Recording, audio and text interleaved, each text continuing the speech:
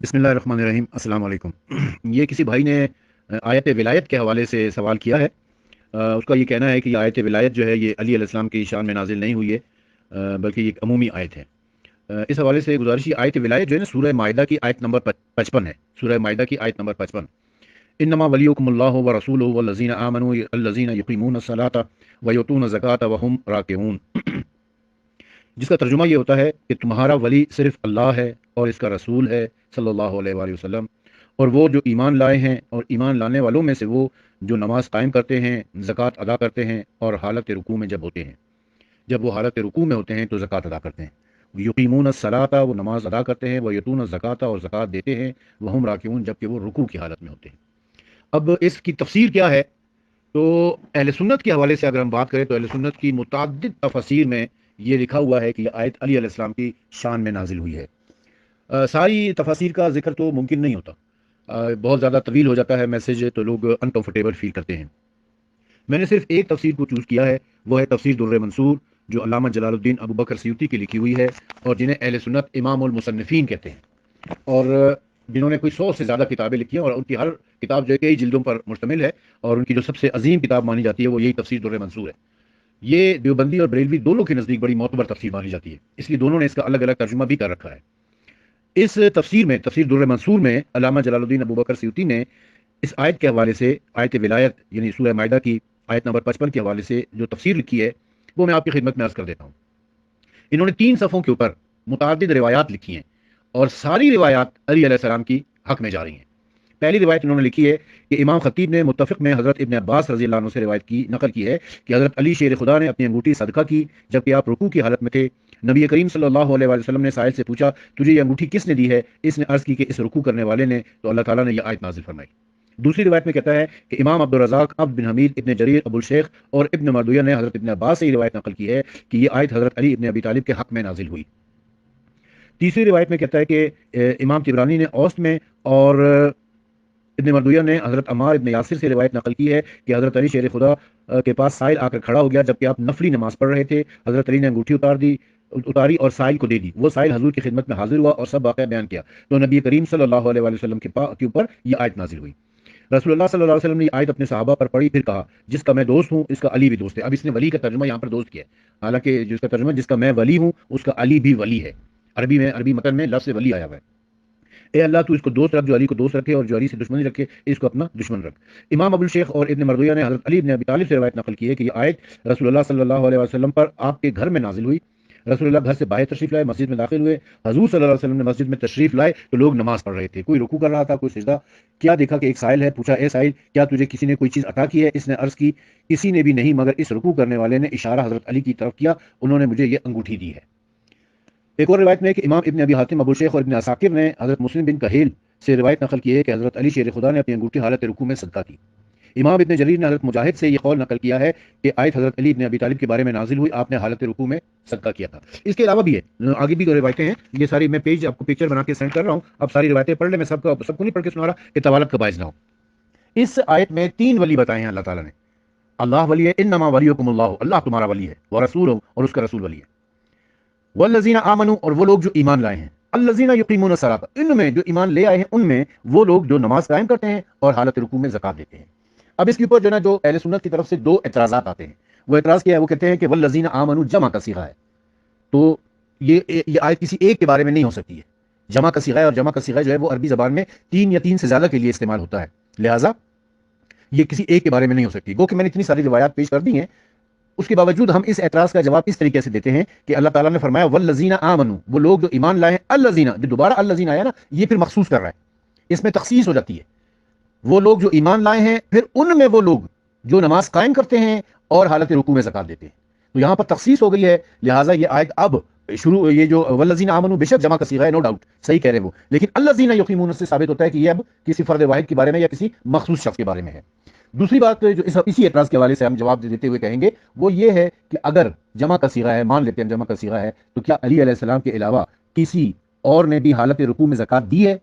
اگر دی ہے تو وہ دکھا دے، ہمیں کسی مستند حدیث سے دکھا دے، ہمیں ثابت کر دیں کہ جی فلاں فلاں فلاں نے بھی زکوٰۃ دے رکھی ہے، اور جمع کا صیغہ ہے تو پھر ظاہر ہے آپ کو 3 یا 3 سے زیادہ تو دکھانے پڑیں گے، تبھی جا کر جمع کا صیغہ پورا ہوگا۔ تو آپ دکھا دیں اپنی مستند کتابوں سے کہ جی کسی اور نے بھی حالت رکوع میں زکوٰۃ دی ہے، تو ہم اسے تسلیم کر لیتے ہیں۔ ایک اور اعتراض جس میں کیا جاتا ہے، جس کا ترجمہ اب نئے لوگ جو ہے نا وہ اس کا ترجمہ بھی بدلنے لگے ہیں، اور وہ یہ کہنے لگے ہیں کہ وہ یقیمون الصلاۃ و یؤتون الزکوٰۃ وہم راکعون، وہ لوگ جو نماز قائم کرتے ہیں، یؤتون الزکوٰۃ زکات دیتے ہیں، وہم راکعون اور رکوع کرتے ہیں، یعنی نماز قائم کرتے ہیں، زکات دیتے ہیں اور رکوع کرتے ہیں، یعنی وہم راکعون سے مراد وہ یہ لے رہے ہیں کہ حالت رکوع میں زکات دیتے نہیں ہیں، بلکہ وہ نماز قائم کرتے ہیں، زکات دیتے ہیں اور رکوع کرتے ہیں۔ اب اگر ہم اس ترجمے کو اس طرح مان لیں جس طرح کہ آج کل کے ناسبی، خارجی، دیوبندی، وہابی مولوی کرنے لگے ہیں، تو اس کا نتیجہ یہ ہوگا کہ پھر یقیمون الصلاۃ وہ نماز قائم کرتے ہیں، یؤتون الزکوٰۃ وہ زکات دیتے ہیں، وہم راکعون اور رکوع کرتے ہیں۔ تو اس کا مطلب یہ ہوگا کہ نماز کوئی اور عبادت ہے، زکات کوئی اور عبادت ہے، اور رکوع کوئی اور عبادت ہے۔ یہ تین عبادتوں کا یہاں پر ذکر کیا گیا ہے، یعنی تین تقسیم مخصوص ہوگی، یعنی نماز بھی پڑھتے ہیں، زکات بھی دیتے ہیں اور رکوع بھی کرتے ہیں۔ گویا رکوع نماز کا حصہ نہیں ہے، رکوع الگ ہو گئی ہے نماز سے۔ اس سے تو یہ پتا چلتا ہے نا پھر کہ تین الگ الگ وہ کام کر رہے ہیں، تو وہ لوگ جو ہے نا وہ اللہ کے ولی ہوں گے کہ جو نماز بھی قائم کرتے ہیں، زکات بھی دیتے ہیں اور رکوع بھی کرتے ہیں۔ یعنی نماز ایک الگ عبادت ہو گئی ہے، زکات ایک الگ عبادت ہو گئی ہے، اور رکوع ایک الگ عبادت ہو گئی ہے۔ تو ایسا تو نہیں ہے، سب جانتے ہیں کہ رکوع جو ہے وہ نماز کا حصہ ہے۔ تو جب نماز کا ذکر آ گیا تو اس کا مطلب ہے کہ رکوع اس میں شامل ہو گیا۔ یا پھر اللہ تعالیٰ کو یہاں پر بھی کہنا چاہیے تھا کہ جو لوگ نماز قائم کرتے ہیں، زکات دیتے ہیں، وہ قیام بھی کرتے ہیں، وہ رکوع بھی کرتے ہیں، وہ سجدہ بھی کرتے ہیں، وہ تشہد بھی کرتے ہیں، یہ پوری جتنے بھی سٹیپس ہیں نماز کے ان سب کا ذکر کرتا ہے۔ یہ صرف رکوع کا ذکر کرنے کا مطلب یہ ہے کہ رکوع میں یہاں پر کوئی تخصیص ہے، کوئی خاص بات ہے رکوع میں جس کا الگ سے ذکر کیا گیا ہے، اور وہ خاص بات یہی ہے کہ زکات دیتے ہیں حالت رکوع میں۔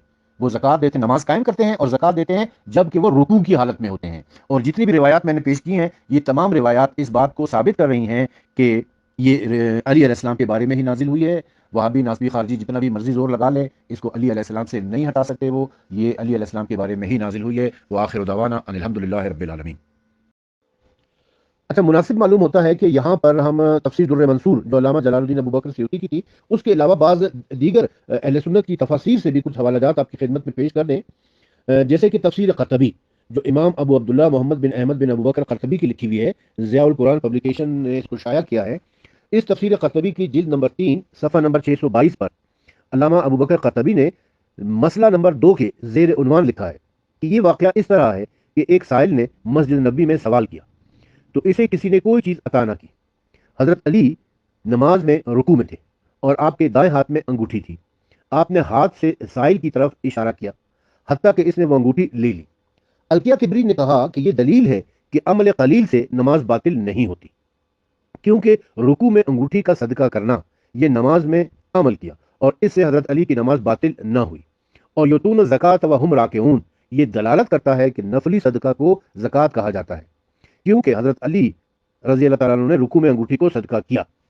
اچھا، یہ علامہ قرطبی کے بعد یہ علامہ ثناء اللہ پانی پتی کی تفسیر مظہری، بڑی مشہور اور معروف تفسیر ہے یہ، اور اس کی جلد نمبر 3 صفحہ نمبر 349 پر یہ لکھتے ہیں کہ رافضی قائل ہیں کہ خلافت کا حصر حضرت علی میں ہے۔ اس قول پر استدلال روافض نے اس آیت سے کیا ہے۔ اس جگہ یعنی اس آیت کی تفسیر میں پھر وہ لکھ رہے ہیں کہ اس جگہ ولی سے مراد مسلمانوں کا ناظم اور امور انتظامیہ کا متولی، پس اللہ نے اپنے لیے اور اپنے رسول صلی اللہ علیہ وآلہ وسلم کے لیے جس طرح ولایت کو ثابت کیا ہے، اسی طرح علی علیہ السلام کو بھی مسلمانوں کا والی قرار دیا ہے، اور لفظ انما کو حصر کے لیے ذکر کیا ہے تاکہ مسلمانوں کا والی اللہ، اللہ کا رسول صلی اللہ علیہ وآلہ وسلم اور علی علیہ السلام قرار پائیں، کسی دوسرے کو یہ امتیازی وصف حاصل نہ ہو۔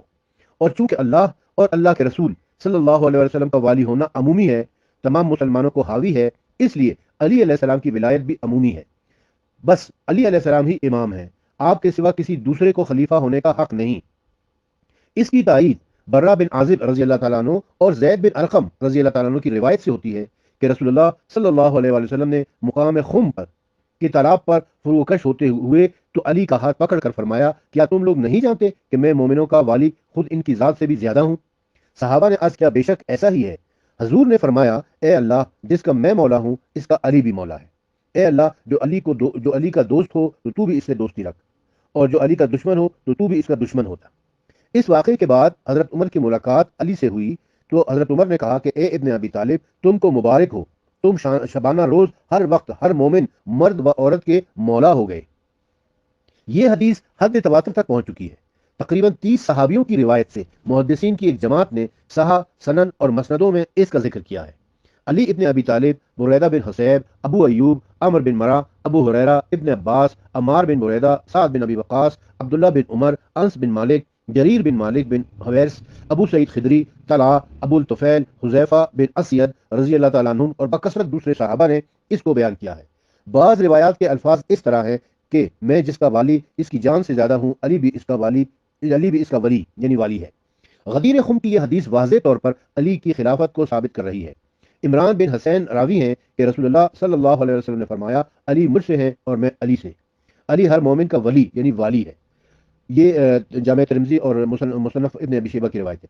یہ دونوں حدیثیں آیت مذکورہ سے بھی زیادہ علی کی خلافت پر واضح طور سے دلالت کر رہی ہیں، کیونکہ آیت کا نزول اگر علی علیہ السلام کے لیے قرار دیا جائے تب بھی تمام مومنوں کو حکم ولایت شامل ہے، اور دونوں حدیثوں میں تو علی علیہ السلام کی خصوصی ولایت کی صراحت ہے، کوئی دوسرا اس میں شریک نہیں ہو سکتا۔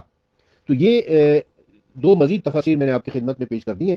اس سے بھی یہی پتہ چلتا ہے کہ یہ آیت علی علیہ السلام کی شان میں نازل ہوئی ہے، اور نہ صرف یہ کہ علی علیہ السلام کی ولایت کے اوپر دلالت کر رہی ہے، بلکہ علی علیہ السلام کے خلیفہ بلا فصل ہونے کے اوپر بھی دلالت کرتی ہے۔